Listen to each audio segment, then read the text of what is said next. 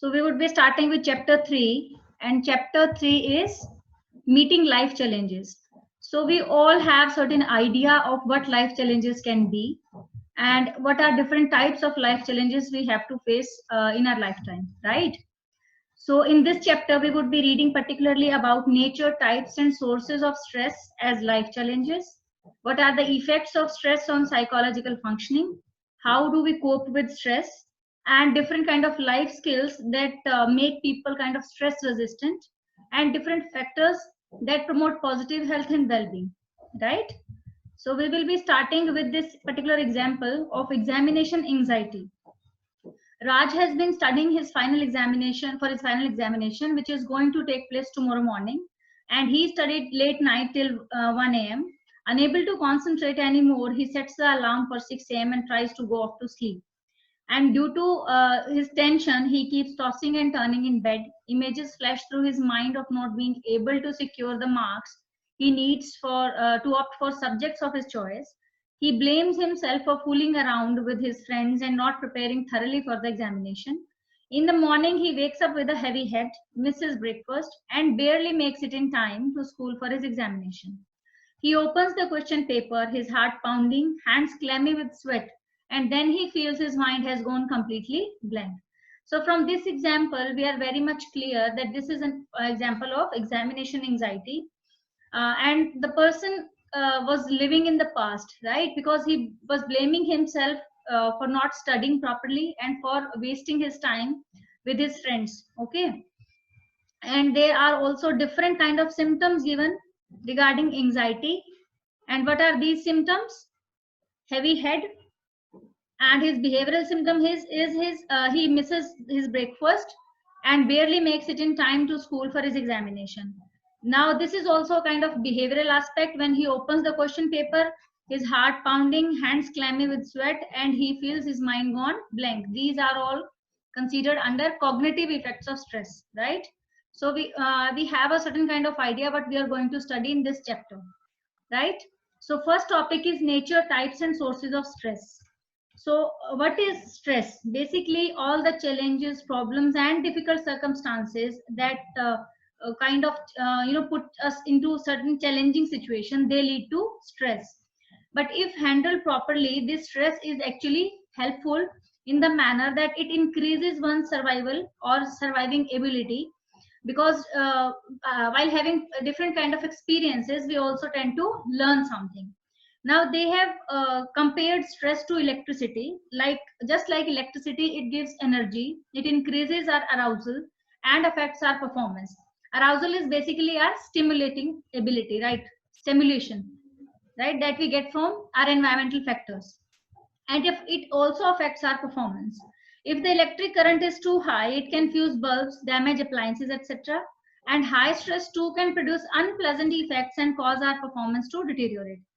Conversely, if there is too little stress, it may cause one to feel somewhat listless and low on motivation, which may lead us to perform slowly and less efficiently. So, in actuality, stress is really important for us to perform. But we do have a certain optimal level of stress. Now, what is the optimal level of stress? Optimal means stress which works according to a certain level. Like we studied in chapter 5 about absolute threshold, right? So there is certain absolute kind of stress or optimal level of stress which is needed to perform, and we call it eustress. EUSTRESS. So eustress is the term used to describe the level of stress that is good for you and is one of a person's best assets for achieving peak performance and managing minor crises in life. Eustress has the potential of turning into distress in certain situations. And what are these situations? When you term stress as overwhelming, when you perceive it as you think that you are unable to control the events, you think you would not be able to perform under such situations, then this eustress turns into distress. So of course, as we talk about individual differences, we also have individual differences in feeling of stress, right? So, how can we describe stress? We can define stress as the pattern of responses an organism makes to stimulus event that disturbs the equilibrium and exceeds a person's ability to cope, right? So if it does not exceed the ability to cope, it will be called as eustress. But when it exceeds a certain limit, that means your ability to take positive chances out of that stress, it means it is distress, it means it is negative stress, right? And it is a pattern of responses that an organism makes to different kind of events which he consider as stimulus from coming from the environment, and it disturbs the equilibrium. What is the equilibrium? Equilibrium is basically homeostasis, if we call it in physiological terms. Homeostasis is your basic or regular state of your internal temperature, your body's internal mechanism that keeps on working involuntarily, right? You do not need to perform, or do not need to give it certain kind of orders or certain kind of you do not need to do anything actually to keep these things going, right? Your heart pumps automatically, your lungs exhale and inhale automatically. So all these things are kind of process of equilibrium. Then what is the nature of stress? They have described that the word stress has its origin in Latin word strictus, which means tighten or narrow, or stringier is the verb, right? Came from the word strictus. These root words reflect the internal feelings of tightness and constriction of muscles and breathing reported by many people under stress. So the word stress actually denotes something which is negative, something which kind of disable you to do normal functioning, something which disable you to breathe properly, right? So stress is often explained in terms of characteristic of environments that are disruptive to individual, which are not helpful for the individual. And stresses are all the external environmental factors that causes our body to give the stress response, right? Such events can be noise, crowding, a bad relationship, or daily commuting to school or office. The reaction to external stressor is called as strain. So what is the difference between strain and stress? What is the difference between strain and stress?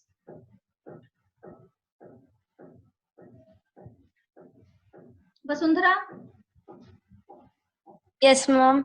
what is the difference?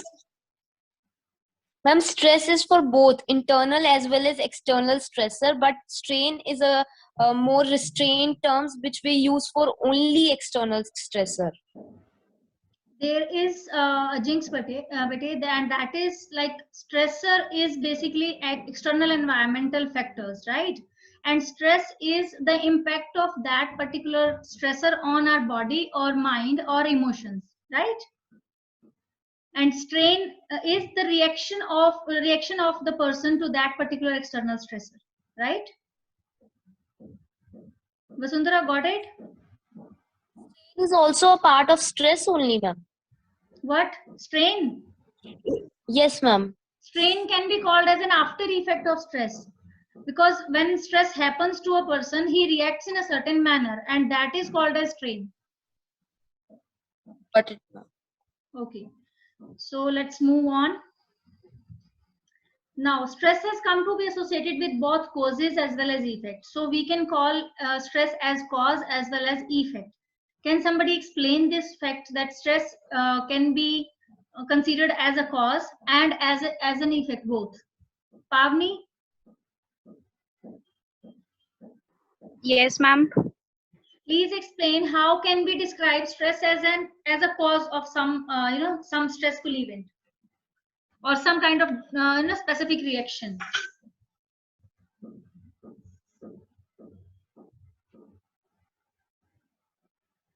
Pavni, are you there? Yes, ma'am. Ma'am, stress as a cause, we can say that if we are under such situations in which we feel anxiety or nervousness, which may leads to our stress, this can be caused. The stress can be caused due to these situations. Okay, and what are the effects?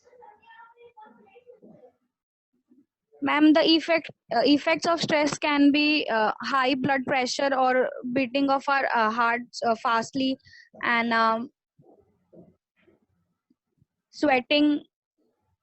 These can be the effects of, or if highly stressed people can be like maybe prone to some diseases, mental or physical.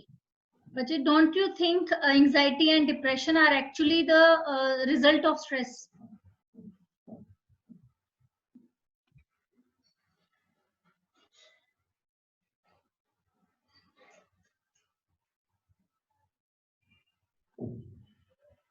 Navleen, Yes, ma'am. what do you think, Bajay? Don't you think that anxiety and stress are actually the effects of stress rather than causes of stress? Can you please repeat your question? What do you think about the statement given by Pavni that anxiety and depression are the causes of stress? I'm saying that instead of causes, they are result of stress. Ma'am, I feel that they are the results because they are the after effects of a situation. That if we are in a very depressed, we are in a very high situation where we cannot perform well, so we may lead to depression sometimes. Yes. Or it may also cause anxiety, like if we are facing an examination, we are not able to perform well, so it may lead to an anxiety that I'm not able to score good marks. Okay. Sakshi, Yes, ma'am. Sakshi, are you there?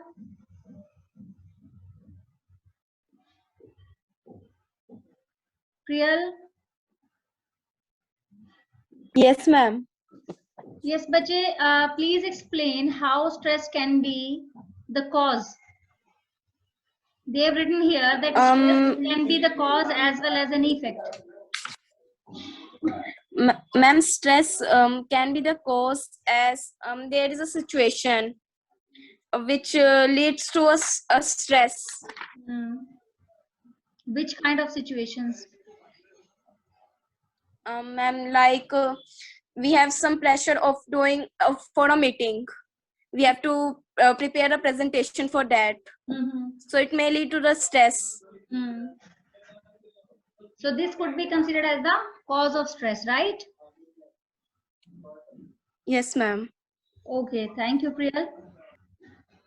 So I think this would be clear to everyone that how stress can be a cause as well as effect in itself, right?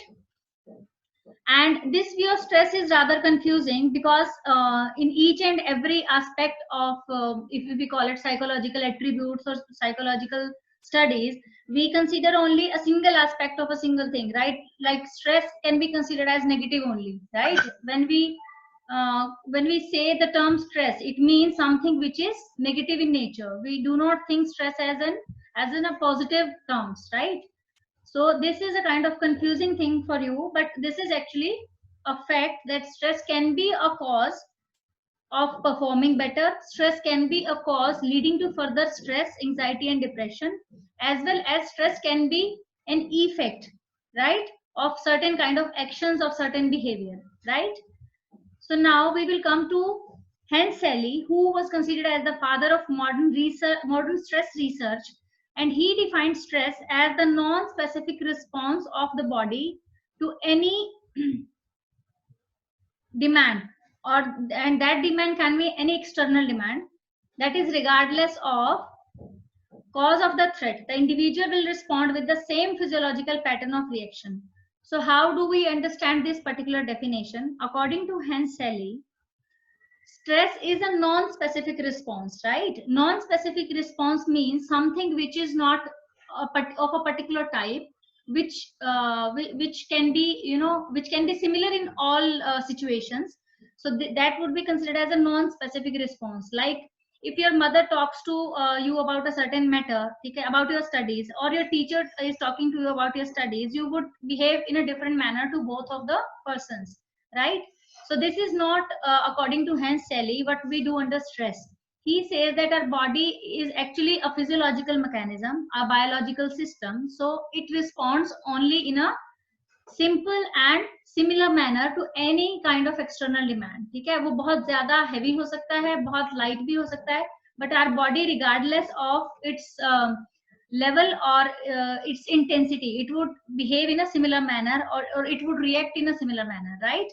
So from this particular statement, we can conclude that Hans Selye actually focused more on physiological aspect of stress rather than psychological aspect of stress. So coming to this point, what can be the psychological aspect of stress in light to this particular statement by Hans Selye? Anyone?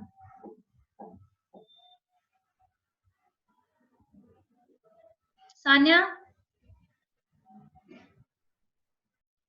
Ma'am, what would come under the physiological pattern of reactions? Like, it would be easy for us to understand the psychological ones, or once you tell the physiological ones. Physiological pattern is actually, Sanya, like bodily symptoms, right? We feel tired, we feel lethargic, ठीक है?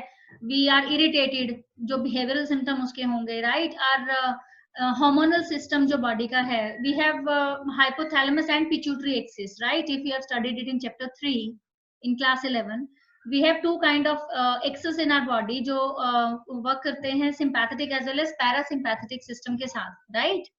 So it is the sympathetic nervous system which got activated when we are talking about stressful situation, or when we are thinking about fight or flight reaction. So this can be termed as a physiological pattern of reaction. According to Hans Selye, we always think about either fight or flight reactions when we are facing stress. Whatever the intensity may be, whatever the level may be of that particular stressor, we always think, or our body kind of perform in that particular manner, that either we are able to face that stress, or we think of eloping out from that situation, right? So this is physiological pattern of reaction.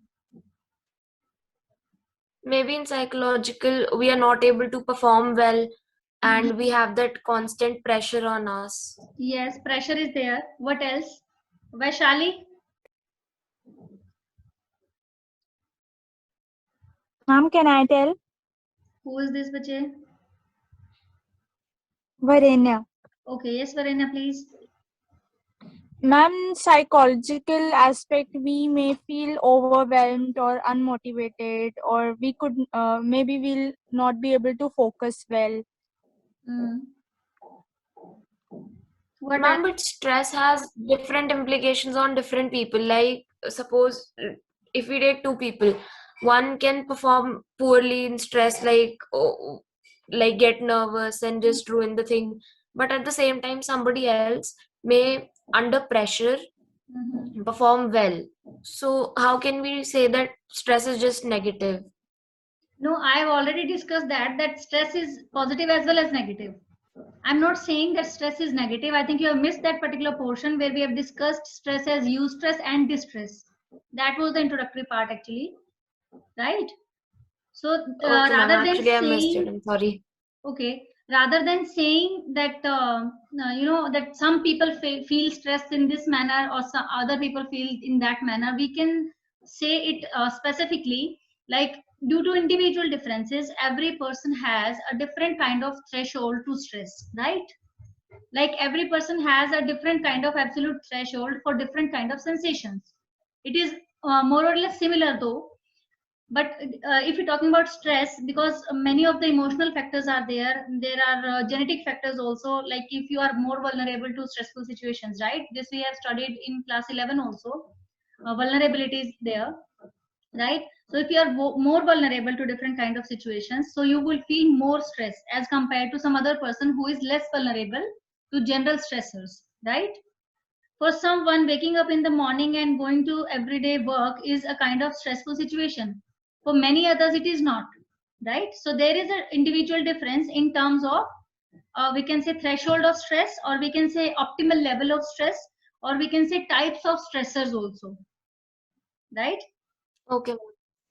So next we are moving on to, many researchers do not agree with this definition, as they feel that the stress response is not nearly as general and non-specific as Selye suggests. And actually, as per me also, this cannot be true, right? सिर्फ हमारी body ही respond नहीं करती है. Whenever we are under stress, हमारा emotional जो system है, that also works, right? हम बहुत स्ट्रॉन्ग फील करते हैं या वीक फील कर रहे हैं इस पर्टिकुलर सिचुएशन में, we are feeling like crying, और we are feeling like we have to hold ourselves together, ठीक है? ये सब चीजें, these all depend on different kind of situations. So we cannot just conclude that stress response is actually just a physiological response. It also involves psychological, emotional, as well as cognitive responses, right? Different stressors may produce somewhat different pattern of stress reaction. That is, we have already discussed. And different individuals may have different characteristic modes of response. This we also know in terms of individual differences, right? You may recall the case of an opening batsman, right? So what an opening batsman feels is actually way lot more pressure as compared to the batsman who is batting at the 11th order, right? जो 11th number पर batting करने आ रहा है, that batsman has a kind of similarity, or we can say familiarity with the type of bowling or the different kind of skills the person who is bowling he has.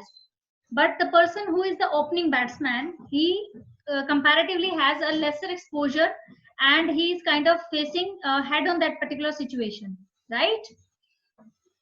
So each one of us will see the situation through our own eyes. We have our own perception of demands and our ability to meet them, which will determine whether we are feeling stressed or not, right?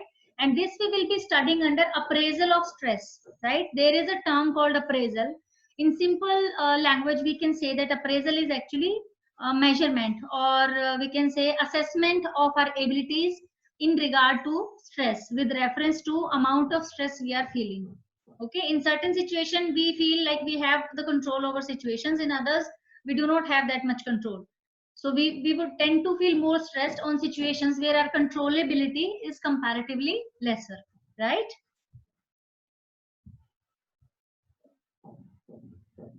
Now, stress is not a factor that resides in the individual or the environment. Instead, it is embedded in an ongoing process that involves individuals transacting with their social and cultural environment, making appraisal of those encounters and attempting to cope with the issues that arise. So this is very much clear in this particular statement, that stress is not an individual factor or just an environmental factor. It is actually kind of multiplication of both, right? So social and cultural environment in which you are living, as culture, you know that social and cultural environment also affect your intelligence level. So it is very easily understandable that the amount of stress that you are feeling under different kind of social and cultural environment would also be different. And appraisal of those encounters, right? Appraisal means, I have already told you, that is a kind of assessment of these particular situation, whether we are able to cope with them or not. Now they say stress is a dynamic mental or cognitive state. So stress is a dynamic mental or cognitive state means that stress is a changeable state. It's not constant. It is not stable in nature. Sometimes you feel more stress as compared to other times. So that is why stress is called as changeable or dynamic. And it is mental or cognitive state. It is basically a mental state or cognitive state, we call it, because we assess all the level of stress, the intensity of stress, the presence or absence of stress in our due to our mental functioning only, right? Due to our mental processes only. And all the other aspects of stress, like emotional aspect or the behavioral aspect or performance aspect, all these things are actually after effects of stress, right? It is a disruption in homeostasis or an imbalance that gives rise to a requirement for resolution of that imbalance or restoration of homeostasis. So disruption in homeostasis means what? Homeostasis is kind of equilibrium state, that our body is functioning normally. We do not have higher level of cortisol in our body. Cortisol is known as stress hormone. So whenever we feel stressed, the amount of cortisol rises in our body, and our body gets prepared in a manner to fight or flight that particular situation. Right? So it is a kind of disruption in the internal equilibrium or homeostasis of our body, and it cannot be continued for a longer period of time, because stress is self-limiting. Okay, please write this statement on your book or whatever you have with you, or on your notebooks, that stress is self-limiting. This last line actually explains it very well, that after a certain time, when we are feeling a certain kind of facing a certain kind of stressor or stress situation, we tend to feel, we kind of habituate with that particular situation, or we kind of gets conditioned with that particular situation. We know how to handle this. Sometimes we know that this is that particular stress which is not going to just go away. It will be with us for a certain period of time, and we just kind of get habitual with that particular feeling of stress. So that is why it is known as that stress is self-limiting. Normal stress जो होगा, normal anxiety जो होगी, that would be self limiting. एक time के बाद that would automatically be removed from our system, be it our physiological system, be it our emotional system, cognitive system और our behavioral system. ठीक है, वो सब में से निकल जाएगा after a certain period of time automatically. ठीक है, उसके लिए कुछ extra efforts, कुछ therapies की जरूरत आपको नहीं पड़ती है, right? So they are saying that it is actually push us, or that imbalance actually gives rise to requirement for resolution of that imbalance or restoration of homeostasis. Next is the perception of stress is dependent upon individual's cognitive appraisal of events. Sorry to interrupt, ma'am. Yes, Vasundhara. But ma'am, this fact that there is an imbalance and then there is a requirement for resolution, this is a ma'am physiological level, ma'am. But if we see at psychological level, those people who have anxiety, then depression, then suicidal thoughts, that means it is not limited. No, anxiety. So it is not true at psychological level. It is true. That means, ma'am, it is not true at. Yes. That means, ma'am, stress is not self-limiting at psychological level, but only at physiological level. It is self-limiting at psychological level too. And why it is so? Because physiology is where all the reactions, all the kind of, the physiological basis is actually the foundation for our emotional basis or our behavioral, symptoms. ठीक है? कैसे? Like I told you about hypothesis and pituitary axis, right? Hypothalamus and pituitary axis. Hypothalamus से start होता है this all hormonal functioning जो हमारा regarding stress, वो सारा स्टार्ट होता है हाइपोथैलेमस से, right?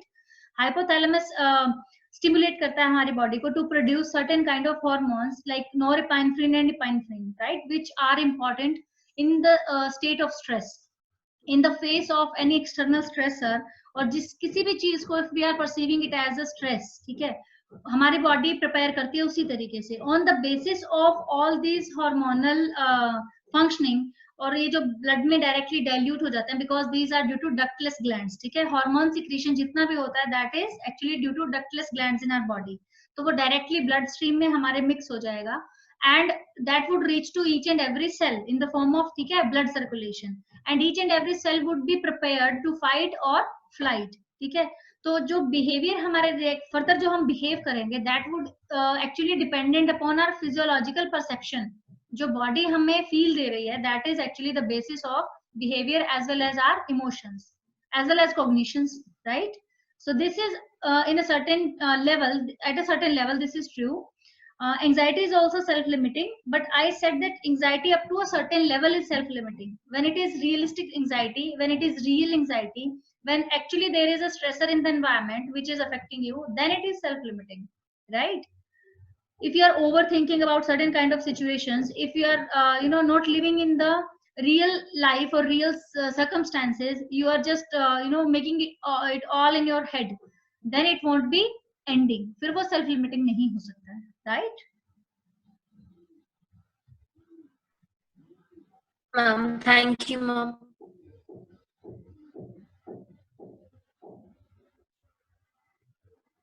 So next is the stress process based on the cognitive theory of, start with the perception of stress is dependent upon individuals' cognitive appraisal of events and the resources available to deal with them.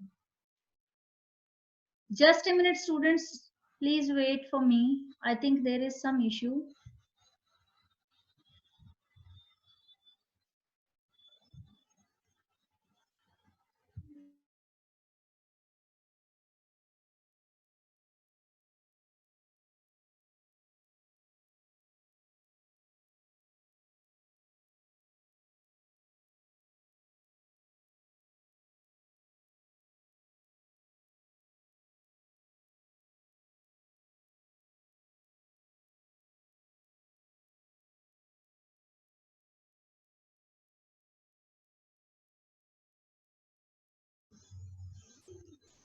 Okay, students, I am back. I hope now my voice would be clear to you. There was some disruption in internet. So yes, ma'am. We were on the perception of stress is dependent upon the individual's cognitive appraisal of events. Now we are talking about cognitive aspect of stress, right? First we were talking about physiological, now it is cognitive. What is cognitive? Cognitive means mental processes and mental perception of a certain kind of events, right? So we always do cognitive appraisal of events. हम हमेशा mentally ये process करते हैं कि this is a kind of stressor and how I'm going to deal with it, right? This is a kind of mental process. We do not write that everything down on a notebook or certain kind of things. ठीक है? हम हमेशा उसका cognitive appraisal करते हैं, and this theory of cognitive appraisal was given by Lazarus and his colleagues. So this cognitive theory of stress propounds that an individual's response to a stressful situation largely depends upon the perceived event. ठीक है, आप कैसे perceive कर रहे हैं उस particular event को, and how you are interpreting it, whether you are interpreting or appraising it in a positive stress or in a negative stress or in a neutral event, ठीक है, जिसका आप पे कोई impact नहीं हो रहा है. So Lazarus has distinguished between two types of appraisals. These are primary and secondary appraisal. Primary appraisal is basically when you see, when you face the stressful situation firsthand, and you differentiate the situation, or you categorize the situation in different types. Like it could be a positive stress, it could be a negative stress, or it could be a neutral event, okay, which do not have any impact upon yourself. Once when you appraise the particular event as negative, then the secondary appraisal starts, right? And secondary appraisal is actually the assessment of our own coping abilities with reference to that particular stress, with the level of stress, with the intensity of stress, with the duration of that particular stress. Like